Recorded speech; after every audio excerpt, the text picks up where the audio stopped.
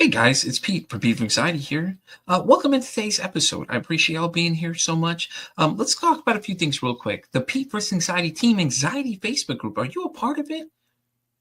You're not? What are you waiting for? The link's down here in the description down below, or go to Facebook and search Pete vs. Anxiety. Then look for the Team Anxiety team page and join it today. Why not? You can join and help. It'll be great. Yeah, like right now. Hurry up.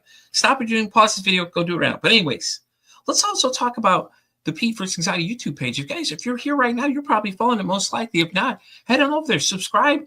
Be sure to like and comment on the videos and let me know, because all that stuff really helps, guys. I really appreciate it. And help me break the stigma that mental health is talked about enough. But anyways, guys, let's get in today's episode. I'll have a great one. Thank you so much again. And as I always say, don't ask how your day is. Ask how your mental health is today. Guys, welcome to an exciting episode of Pete vs. Anxiety here on the Mental Health Podcast, breaking the stigma that mental health is talked about enough. My guest today is the founder of Viva Sanchez, the one, the only, Mary Sanchez. How are you doing today? Hi, I'm doing amazing. Thank you so much for having me on, Pete.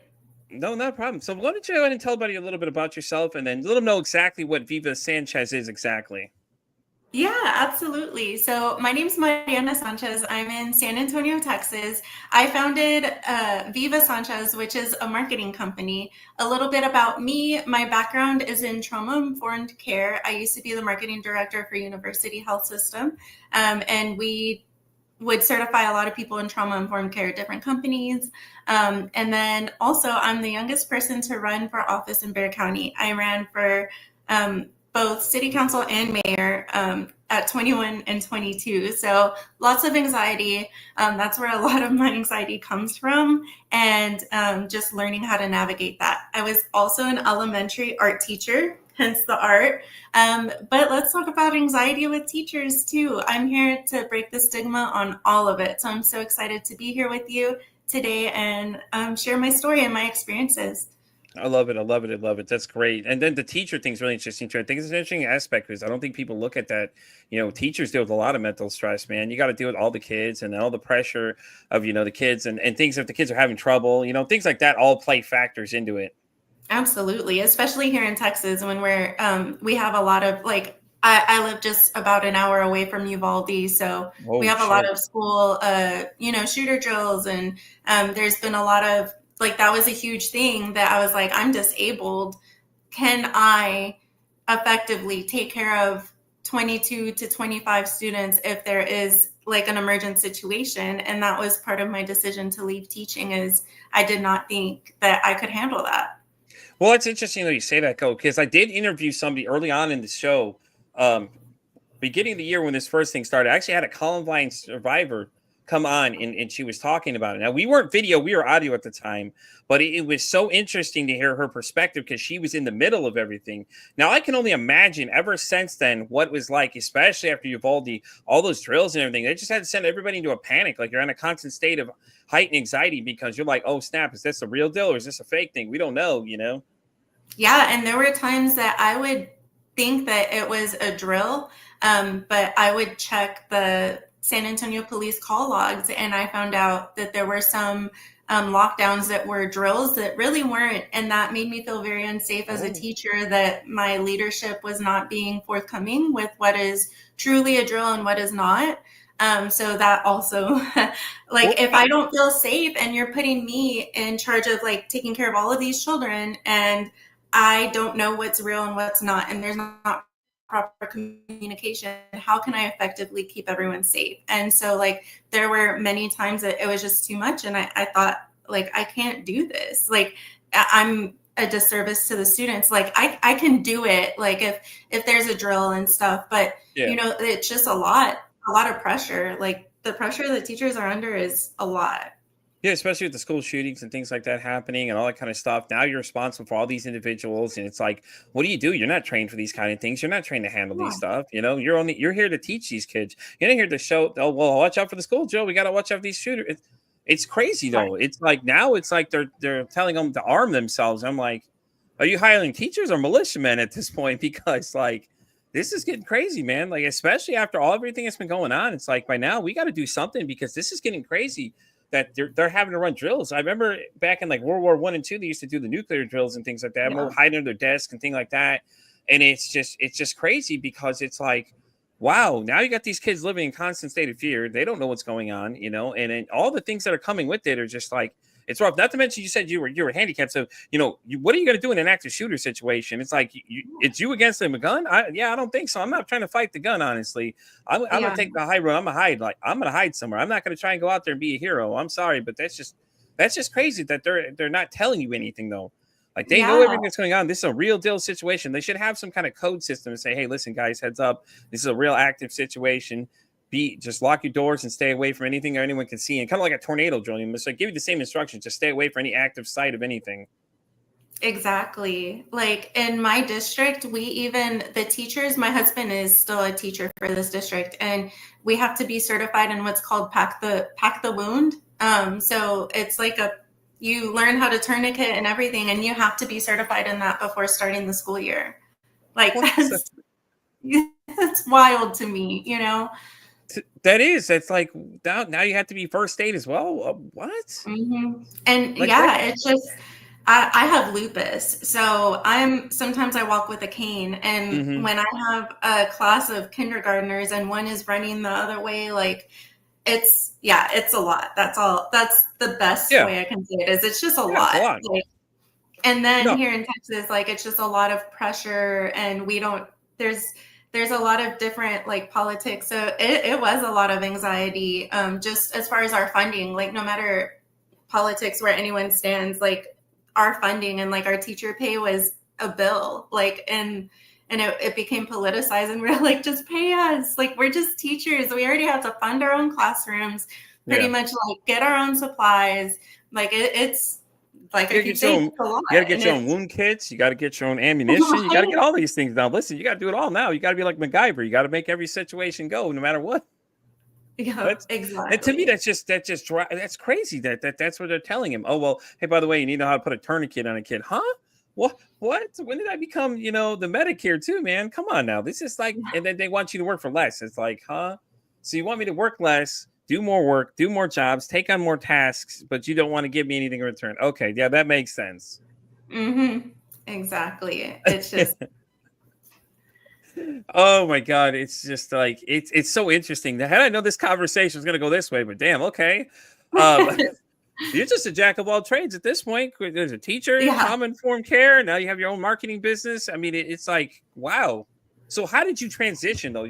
I know you left teaching because of that reason. So then you went to trauma-informed care, but how did you end up where you're at now though? So trauma-informed care was before teaching, actually. Oh, okay. Okay. Yeah, and that's what helped me with teaching is, and I've always wanted to be a teacher and work with students. And so being a teacher was my dream job. And if I could still do it, I would.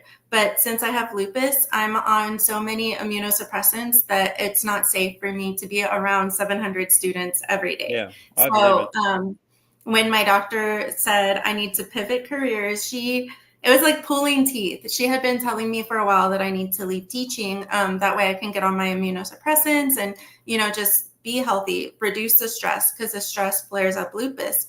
And so finally I did. And I thought, okay, what now?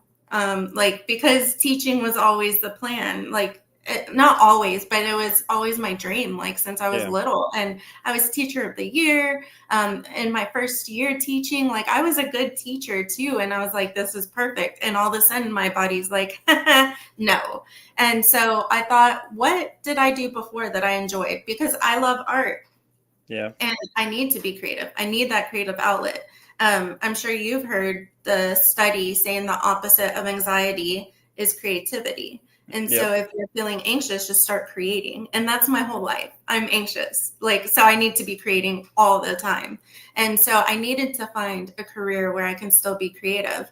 And I thought, wait, when I ran for office, I enjoyed that. That was marketing myself. I was the product, right?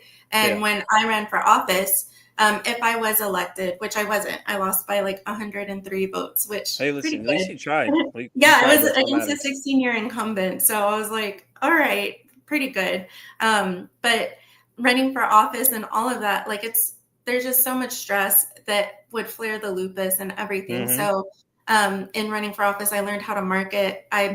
My friend designed my little pamphlets, and that would have, if I was elected, it would have been volunteer too. So it would have been very difficult to do it, but it comes from what I love to do and helping others. And so now I was like, okay, what do you want to do? You love creativity. You have to create. You love helping others, and you need something that's not physically like difficult. And so I thought, marketing, let's try this. And I've had one of my clients is a restaurant here locally, and I've been doing their marketing since about September, and they are doing amazing. So after that, it was like, wait, I can do this. Like, and I'm actually pretty good at this. Like, wait a minute. And so now I made my own LLC. Ooh, I feel so fancy. And today I'm getting my EIN, like from the tax place. Like, it's legit. Like, I even have my own logo. And so I just feel, I'm excited. It's scary because teaching is such a thing that it's like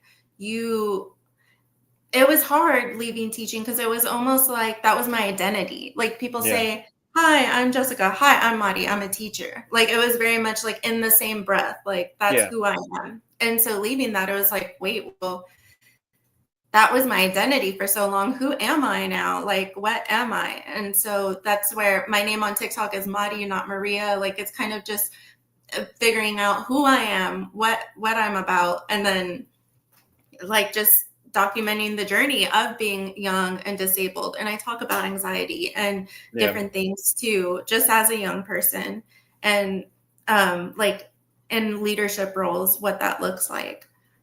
Yeah. Oh, yeah. I get it. Totally. It makes sense. You got to identify yourself. Like my branding has changed from the beginning when I started this.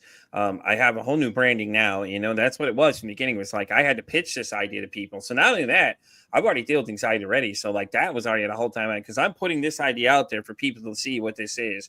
And when this show started, it was just that, an idea. But then in the first week, I got reached out to by a podcast network, which we're on now, currently the Oracle Talk Radio Network.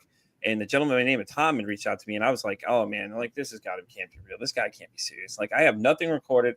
I have nothing done at this point. And he's like, hey man, I'm starting a new podcast network. Me and my co-host, which is, she's actually a famous author. She did the book about the tree going to the Rockefeller Center. I can't think the whole story name of it was, but she's a really awesome person. I've met her a couple times now. Really cool lady.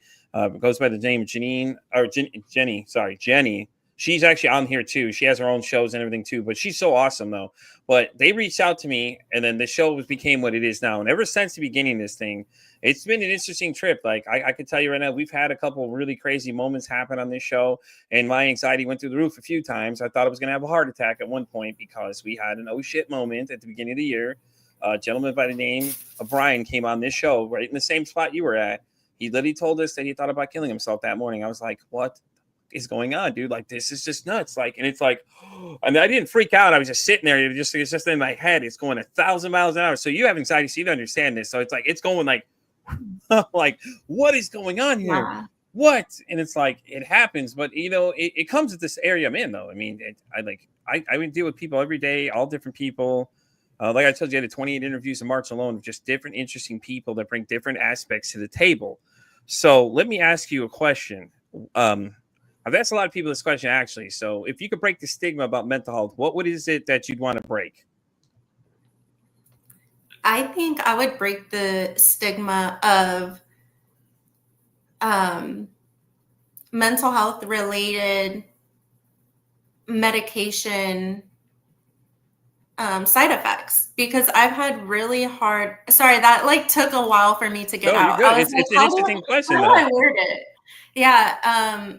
Like, so being on lupus, a lot of our medications cause anxiety, depression, suicidal ideation. And I've had these side effects, and I'm on almost like a preventative depressive treatment because these medications cause all of these side effects. And so I think a stigma that I would want to break is the stigma of, or maybe not even, I don't think there's a stigma, but just educating people, hey, like your meds, not that there's anything wrong with meds, like obviously they're keeping me alive. I appreciate them very much, but like your meds might be causing some of this too, and it's not in your head. And like it's something that people should be aware of too. Like just if when I know like, okay, one of my meds causes this, I can get on a different one, or I can just be more aware, like, okay, it's not just out of control for me.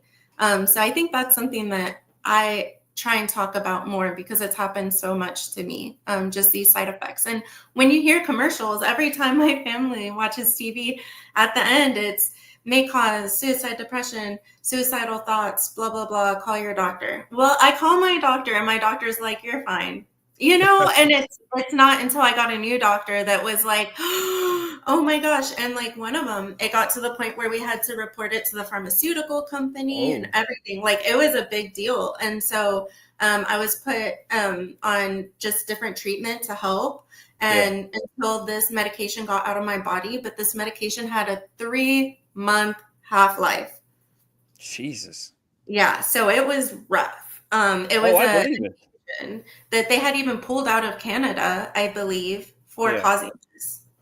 It's funny you say that though, because I was talking to my guest this morning about that. We were talking about he specializes in what they call, he says, specializes in mindset, basically.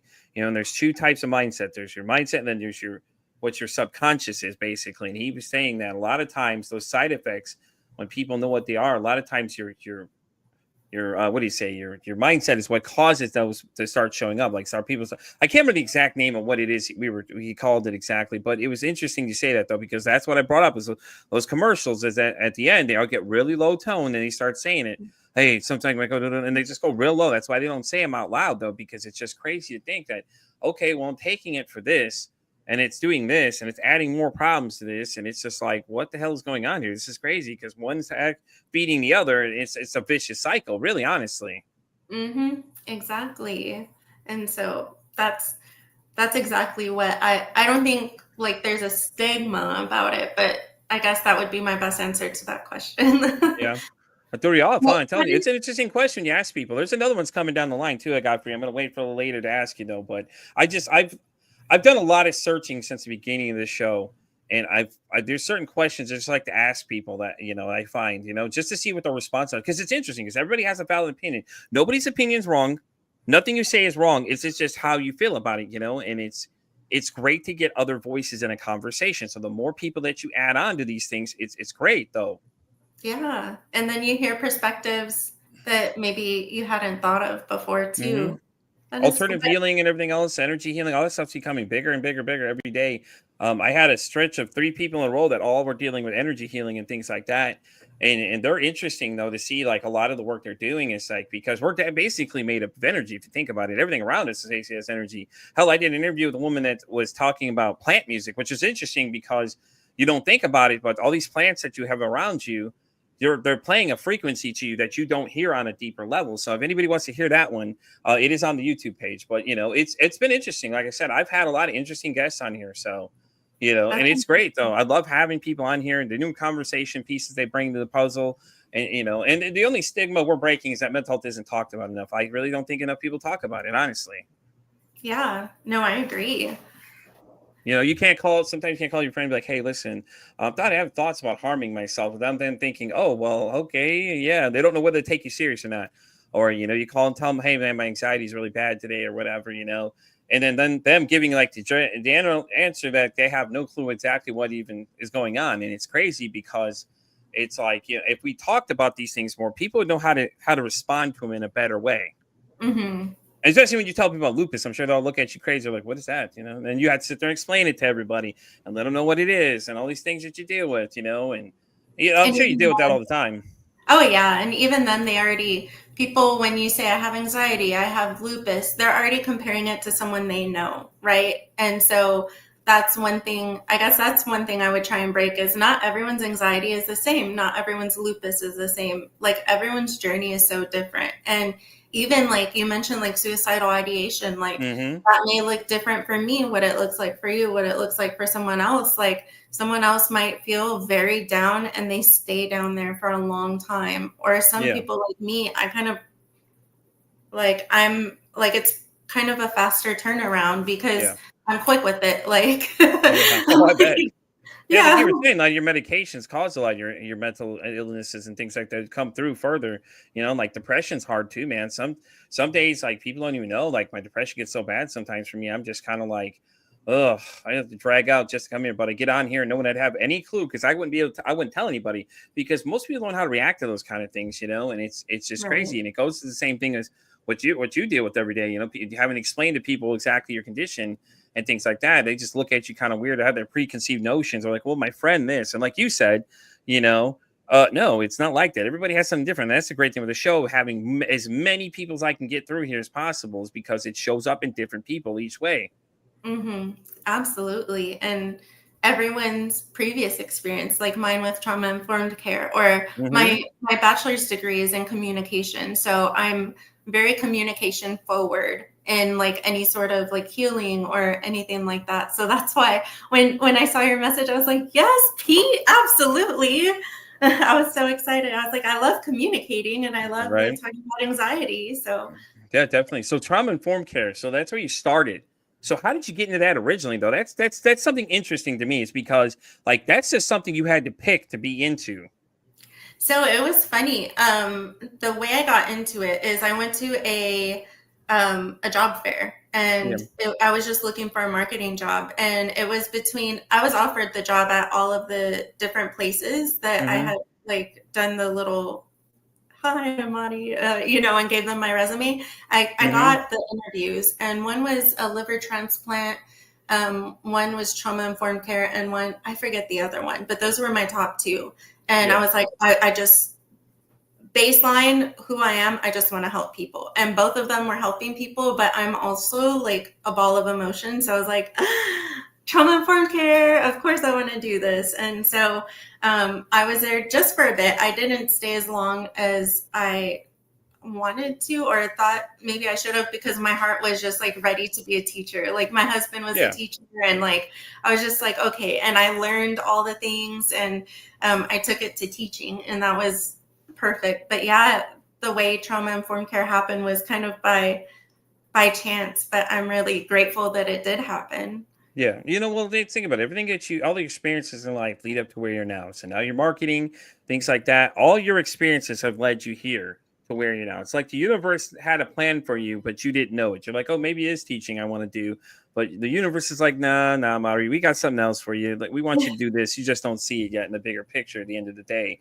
And a fun fact, though, from what I've learned, though, is a lot of therapists actually move into hypnosis or something else other than that. They don't stay in therapy for too long. And it's weird because when I seen it, when I interview these people, I look at a lot of their backgrounds and things like that. That's a growing trend. Is a lot of them don't stay in therapy. They all move to something else.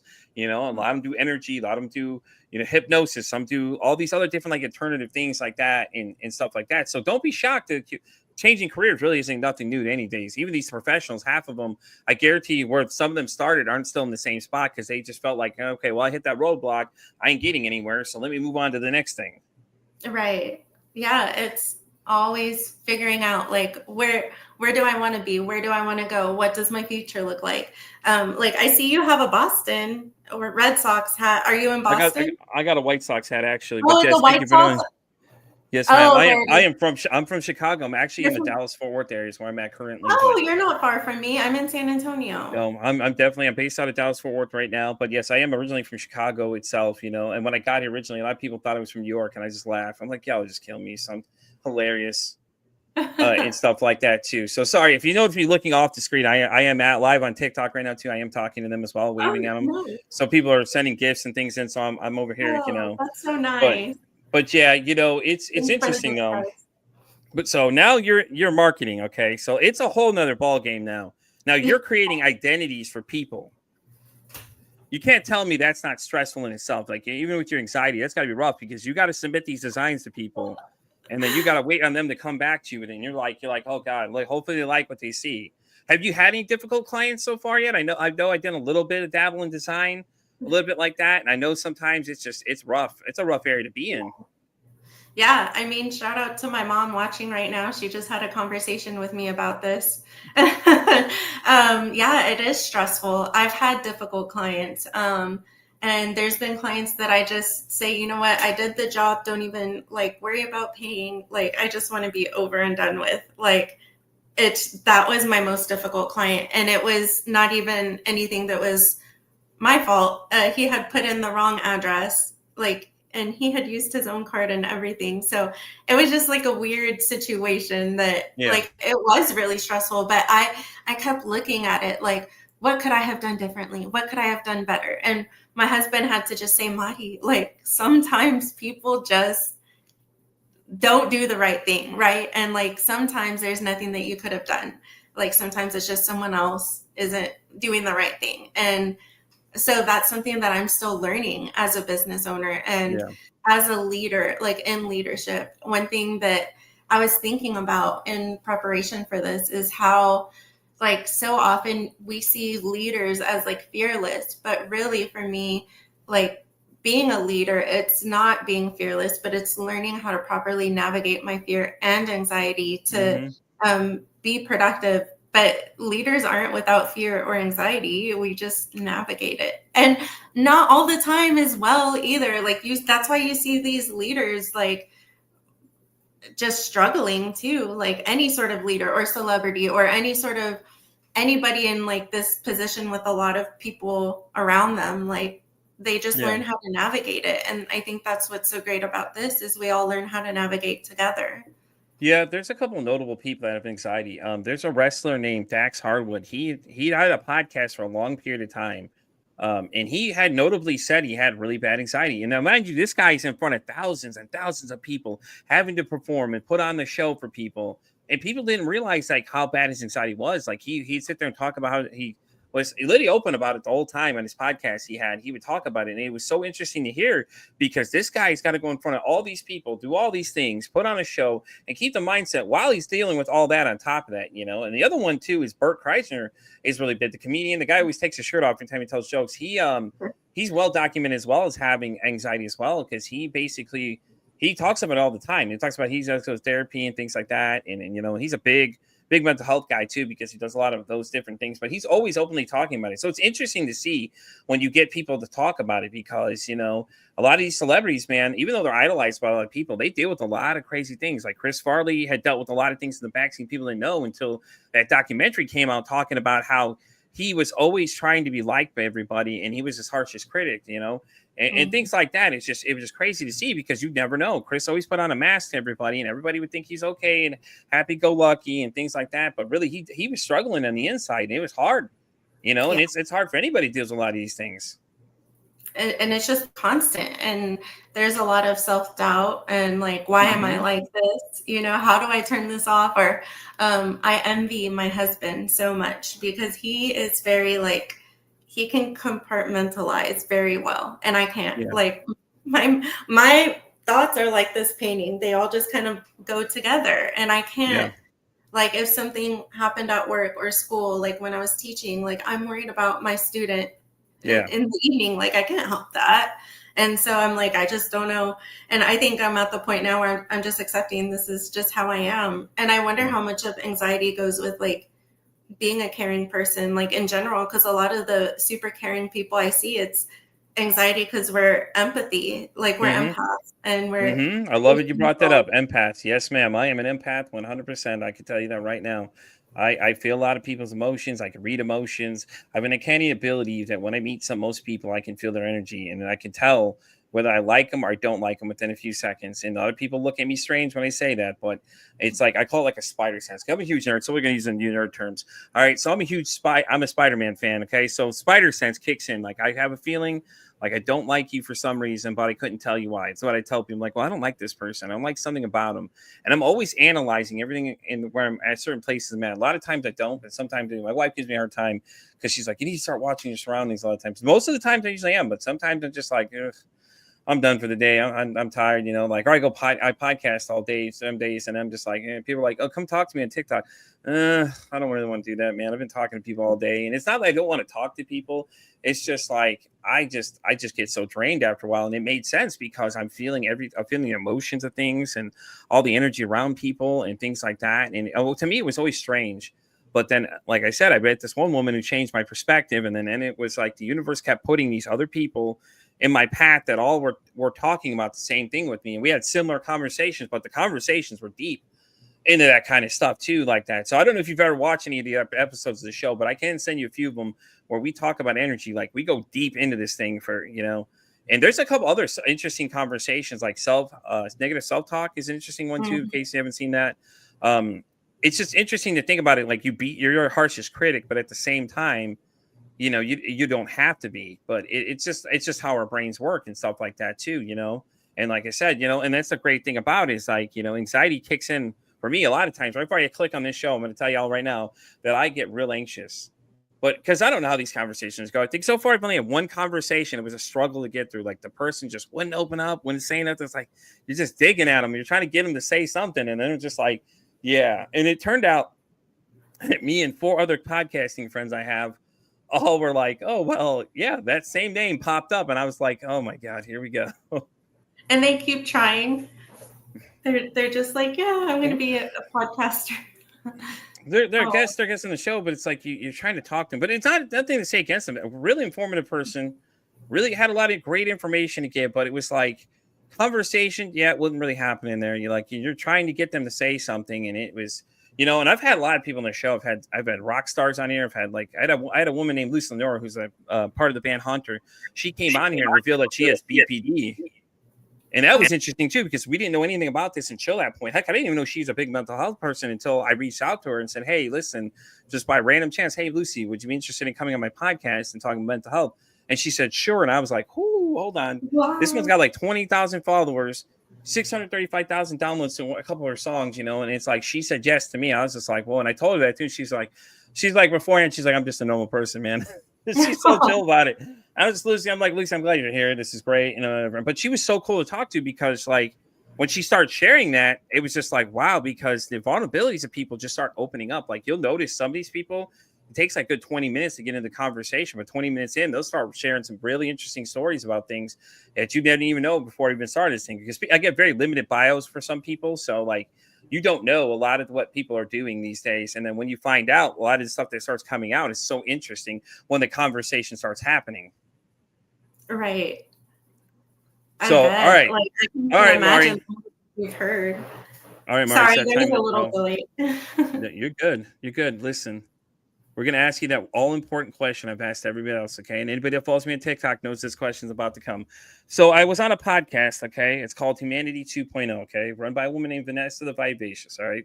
Give you a little background. Vanessa had a side project where she went on asking people on the street, hey, are you happy? And then recorded their general responses, okay? So during the podcast interview that I did with her, she asked me the following question I'm about to ask you. All right. Okay. Now, you don't have to quick answer, respond to this one, but what does humanity mean to you? Okay. In your own words, what does that mean? It means helping people, helping others, and loving each other. Absolutely. Like, love it. Right off the bat. Like, when I think humanity, I think like during COVID, when we were all like going through it, like I saw humanity.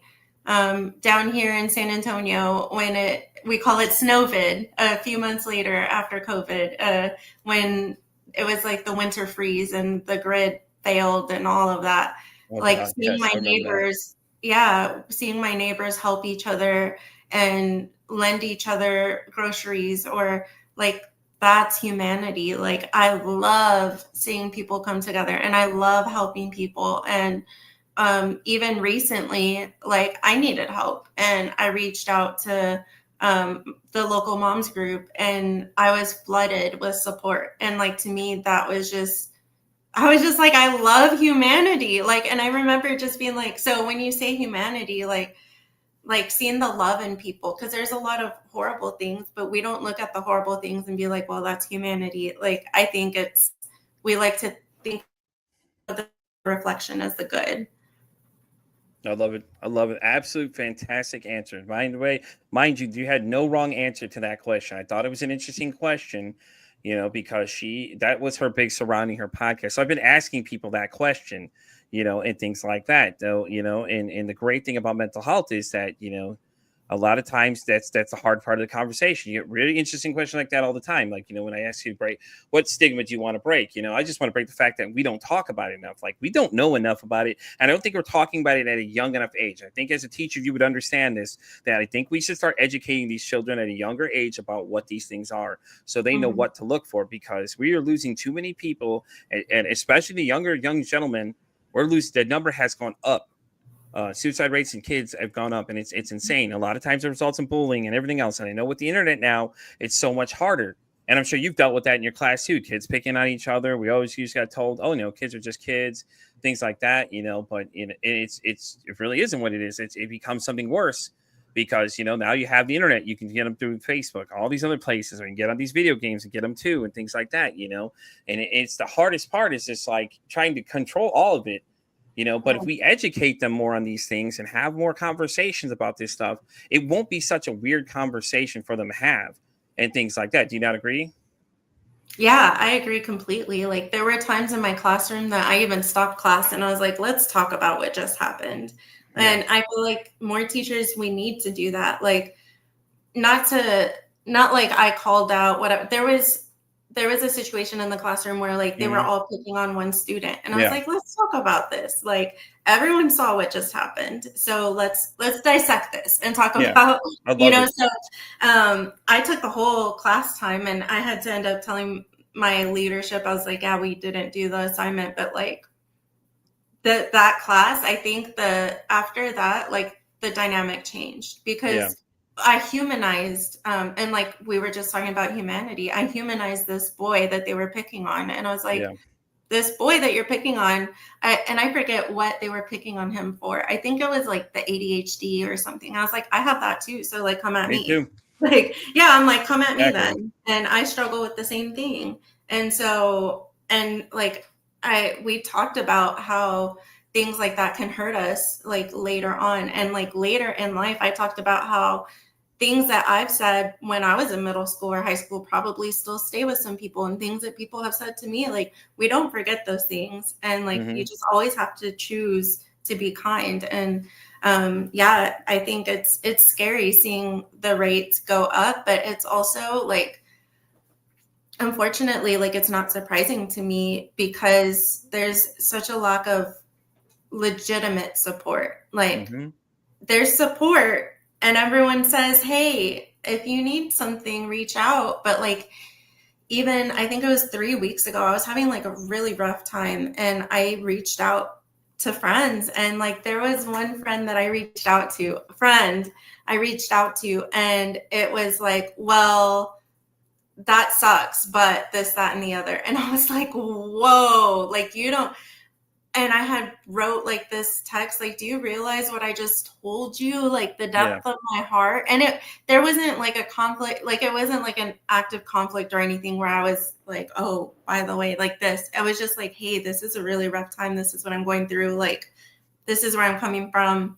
And then to see like that reaction, and I still think about it. I was even thinking about it earlier this day, like today, because it's so cold. And like, when you reach out to somebody and they almost respond like that, that almost rewired me to not reach out to people. And so I was thinking about that experience preparing for today. And I was just thinking about how, like, wow, even me, trauma-informed care, having been through, I have all the resources. I have an amazing husband. I have an amazing mom. I have all the support. But that one friend or person I finally reached out to, and they shot me down. Like, it made me feel like this. I just want to go back into my hole. And I even unsent the message to him. And I said, I shouldn't have shared that. Like, I shouldn't have, like, I don't feel safe, like, sharing it or something like that. Like, you didn't respond in a good way. And like, the response to that wasn't even like,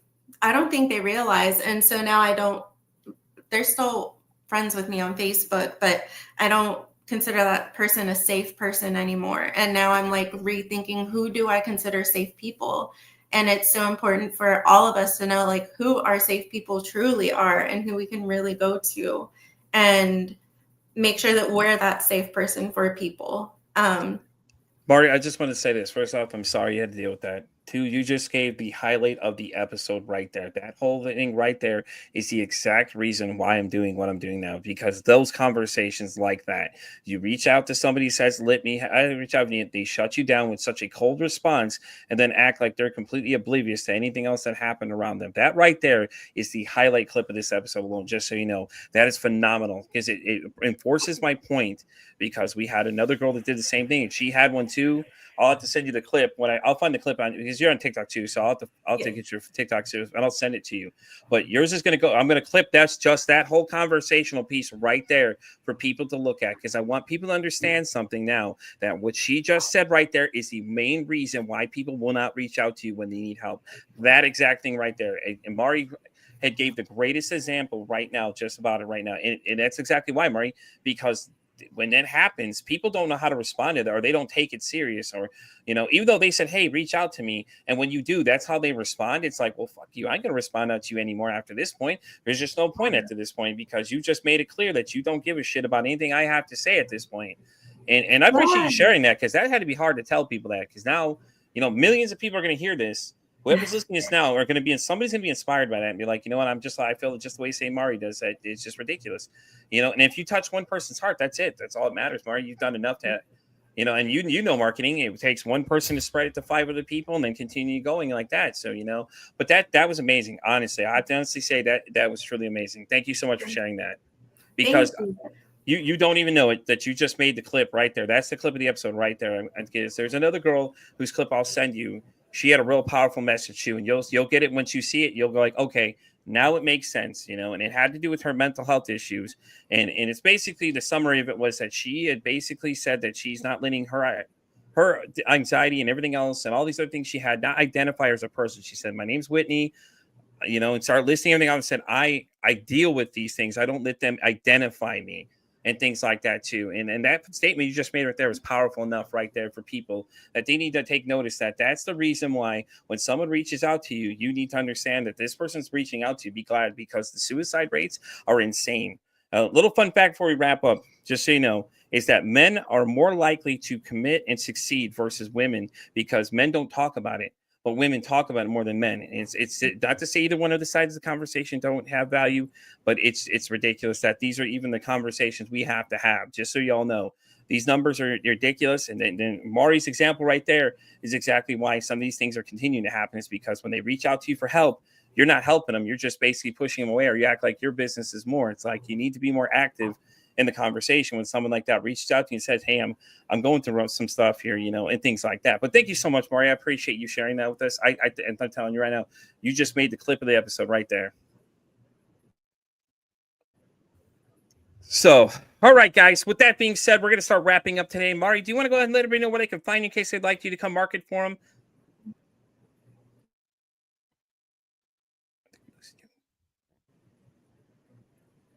I think we're losing Mari. Mari, you still there? We're losing you, I think. Your computer's giving you hell. Hold on, guys. We're having technical difficulties. We had a little bit right before we started. Are you still there? Sorry, guys. We're having a little technical difficulties. I appreciate it. Well, thank you. I do want to share one little statistic. I think we're losing you there. We good now?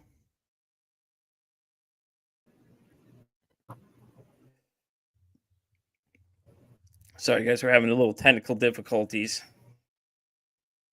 Yeah, absolutely. So I'm on TikTok at Madi, not Maria. I don't know if my We can hear you. Is it? Yeah. You can hear me? I'm taking y'all outside. I think it's my internet. No, you're fine. We can hear you just fine. It's fine. We're getting ready to close that anyways. You're good. Go ahead and lay it on them. Tell them where they can find Mari at. Okay. All right. You can find me at Madi_not Maria on TikTok, on Facebook, Mariana Sanchez. And yeah, I guess I'll send you my socials too if you want to link them. But yeah, on TikTok, it's Madi_not. I'll put them all down below here. I'll definitely put them all down below here, guys. And I'm and you guys know where to find me. I'm Pete for Anxiety. I'm pretty much at everything. TikTok all the way down to X. I'm on Spotify all the way down to iHeartRadio, guys. And as I always say, it costs nothing, absolutely nothing to be kind to somebody. One kind act you could do can save someone's life, or hell, you can even save their day. I'm Pete versus Anxiety saying, don't ask how your day is today. Say, hey,